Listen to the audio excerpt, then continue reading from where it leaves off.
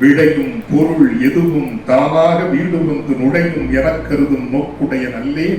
என் பயணம் பெரிது செல்லும் பாதை நெடிது வழி துயரம் தவிர்க்க துணை தேடேன். என் படைக்கு ஒரு சிலரும் போதும், நான் ஒருவனே போதும். அரிய பொருள் எதையும் தேடி அழிக்க சிலர் போதும்.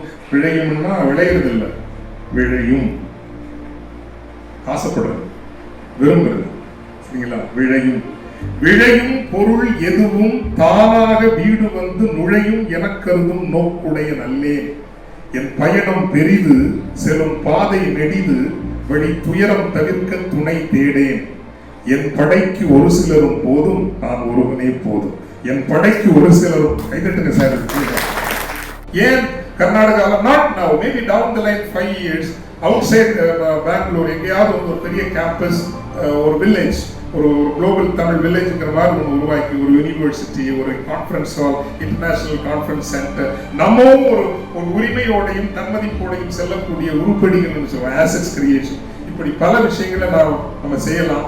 எப்பவுமே வந்து மாற்றங்கள் சிறிய கூட்டத்தில் தான் வரும். ஃபிடல் காஸ்ட்ரோ அந்த நாட்டை உருவாக்குறது வந்துங்க 146 ரெமினன்ஸ் தான். சியரா மாஸ்ட்ரோங்கிற போர்க்களத்தில் தோற்று நின்ற ஒரு 144 பேர் தான் கியூபா என்கின்ற நாட்டை உருவாக்குகிற ஒரு அடித்தளமாக மாறுகிறது. அல்லது லாங் மார்ச் ஆஃப் மார்சேட்டும் என்று சொல்லலாம். 10 லட்சம் பேர் புறப்பட்ட ஒரு பயணம் 70,000 பேர் தான் எஞ்சுகிறார்கள். அந்த 70,000 பேர் தான் இன்று ஒரு உலகத்தினுடைய வல்லரசாக எழுந்து வருகிற சீனாவை உருவாக்குகிறார்கள். It is always a small group of people who make the change. ஒரு மினி சமிட் ஒண்ணு பண்ணலாமே.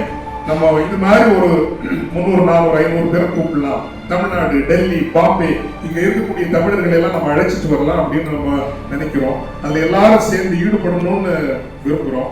அதே போல இந்த சென்னை சமிட்ல ஒரு 100 பேரா அதுக்கு வரணும். பிகாஸ் தமிழ்நாடு, பெங்களூர் தமிழர்கள் மறந்துச்சு.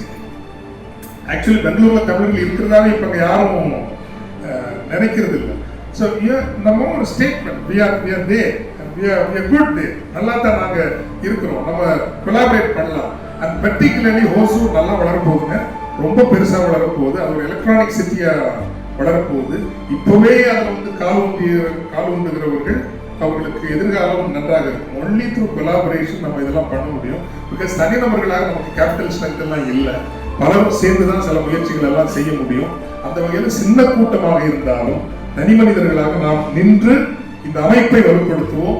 அக்டோபர் மாத பெங்களூர் மாநாட்டை சிறப்பாக நடத்துவோம். சென்னை மாநாட்டில் பெங்களூர் தமிழர்கள் யார் என்பதை தமிழர்கள் 40 நாடுகளிலிருந்து தமிழர்கள் வருகிறார்கள். அவர்களெல்லாம் பெங்களூர் தமிழர்களை பார்க்கிறபடி செய்வோம்.